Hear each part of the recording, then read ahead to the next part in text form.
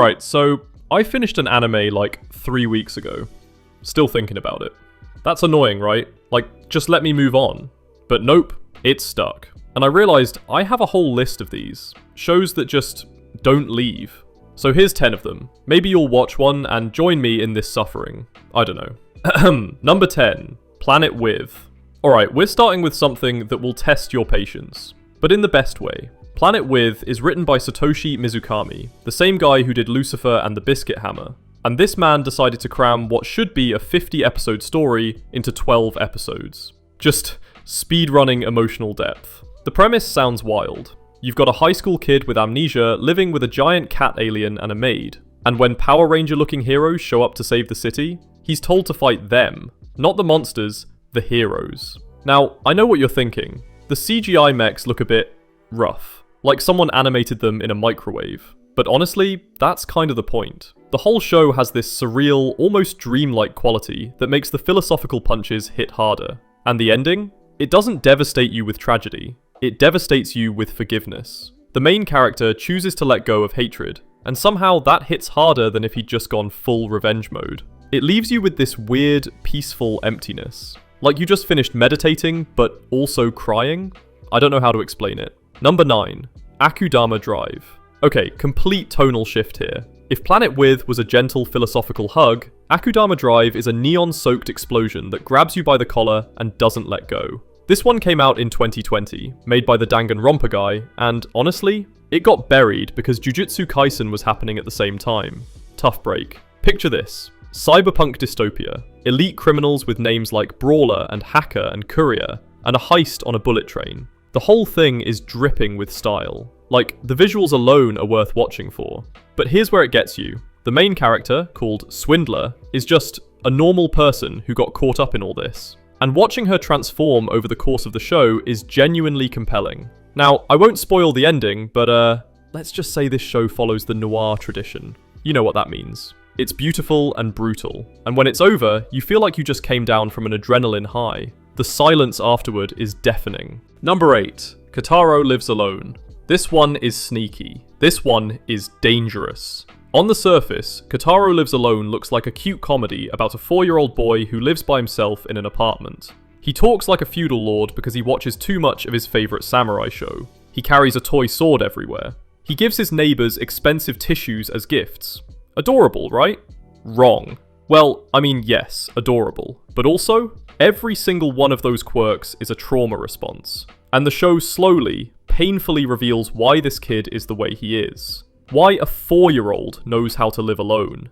I literally had to pause multiple times because it was hitting too close to reality. The worst part is, the show doesn't give you a magical, happy ending. It doesn't fix everything with the power of friendship. It just shows you reality.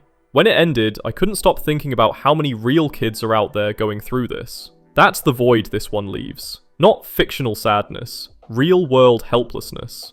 And hey, if this list is already making you feel things, do me a favour and hit that like button. It helps the channel more than you'd think, and I promise the emotional damage only gets worse from here. Number 7. Megalo 2, Nomad. Okay, here's a rare case where the sequel is way better than the original. And I liked the original. Season 1 of Megalo was a fun underdog boxing story with great style. Season 2 said, cool, now let's demolish our protagonist. It picks up 7 years later, and our hero? He's not a champion anymore. He's a drug-addicted drifter fighting in underground matches, haunted by the ghost of his dead coach. Yeah, they went there. The whole aesthetic shifts from bright arena lights to dusty, sepia-toned border towns. And the story starts tackling themes like immigration, PTSD, and what it means to keep living when you've already lost everything. The ending doesn't give you a triumphant comeback, it gives you acceptance, which somehow hurts more. The soundtrack alone, acoustic guitar, melancholic vocals, that'll stick with you, like a bruise that won't heal. Number 6. 91 Days.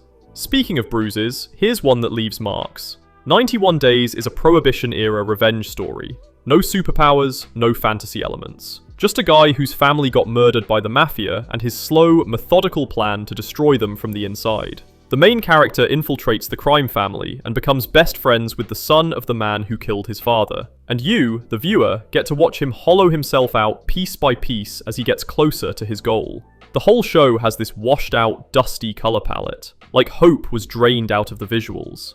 Violence is quick, unglamorous, and often silent. And the ending? I still think about it.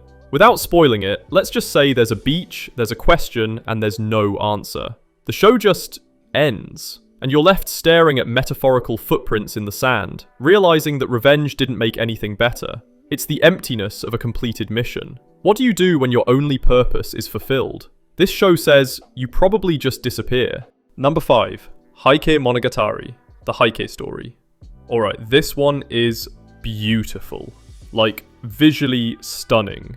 Science Saru and director Naoko Yamada, the same director who did A Silent Voice, created something that feels like moving poetry. It's based on a classical Japanese epic from the 12th century about the fall of a powerful clan. And the show tells you right from the beginning, everyone you're about to meet is doomed. That's the trick. It's a preemptive void. You already know how it ends because it's history. So every tender moment, every scene of them playing music or loving their children is tinged with inevitable tragedy. The protagonist has an eye that can see the future, and she's forced to watch people she loves walk toward their deaths, unable to stop it. When it ends, you feel the weight of 800 years of history pressing down on you. It's not fictional grief. It connects you to real human suffering that actually happened. The final shot of the ocean, holding the remains of an entire family... Man. Actually, quick question. Have you ever watched something that made you feel connected to history like that? Drop your answer in the comments. I'm curious what shows did that for you guys. Number 4.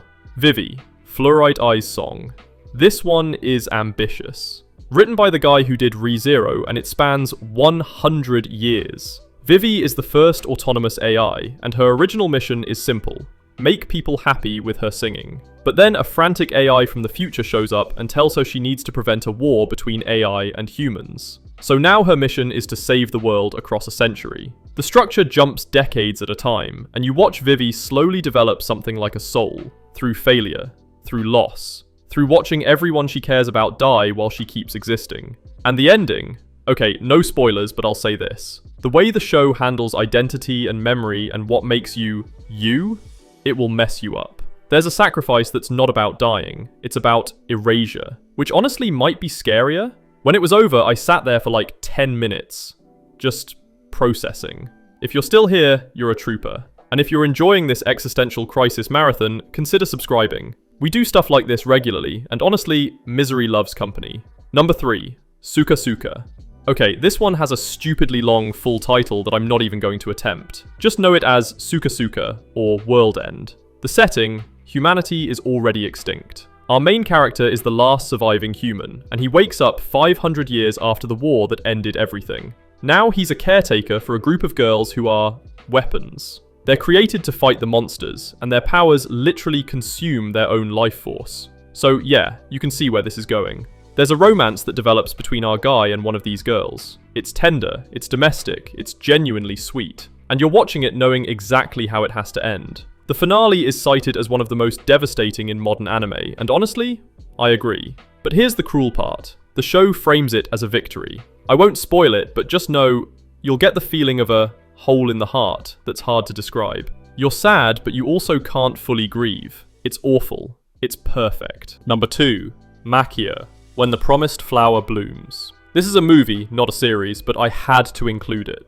Maquia is part of an immortal race that stops aging in their teens. She finds a human baby and decides to raise him, and you already know the premise is a ticking time bomb. She stays young, he grows old. The entire film is about watching this relationship evolve. Strangers think they're siblings, then lovers. The son struggles with having a mother who looks like a teenager, and Maquia struggles with the loneliness of being a permanent observer in a mortal world. The climax, and I'm trying so hard not to spoil this, involves a deathbed and a hand being held. And when Maquia finally breaks down after a lifetime of trying to stay strong, I was not okay. This movie is about the pain of connection. It argues that even though every relationship ends in loss, the memories you make are worth it. And somehow that message, which should be comforting, absolutely wrecks you. Number 1, Girls' Last Tour. The one that left the deepest void. Girls' Last Tour doesn't do tragedy. It doesn't do shock value. It doesn't do melodrama. It just exists. And that's why it's devastating. 2 girls, a small vehicle, an impossibly massive dead city that reaches into the sky. That's it. That's the show. They travel through this graveyard of civilization, looking for food and fuel. They have philosophical conversations about God and war and meaning. They watch snow fall on ancient machinery. They eat rations and take hot baths. There's no enemy, no conflict, just the end of everything. And the show is drawn with these soft, cute character designs against harsh industrial backgrounds. It shouldn't work, but it does. The contrast makes you feel the scale of what was lost. These 2 girls are crawling like ants over the corpse of a civilization that built cities touching the stars, and destroyed itself anyway. When it ended, my room felt too quiet. I just sat there, thinking about what really matters. Thinking about the people I should call more. Thinking about whether hot water and good food and someone to talk to is actually all we need. Girls' Last Tour leaves you with peaceful nihilism. It doesn't hurt you, it holds your hand as you stare into the void together. And somehow, that's worse, and better, and unforgettable. If this list did any emotional damage, I apologize. Kind of. Not really. You clicked. And hey, if you want more recommendations that aren't mainstream garbage, check out this video right here where I cover 10 lesser known isekai anime that are not generic trash. Trust me, they exist. Thanks for watching, see you in the next one.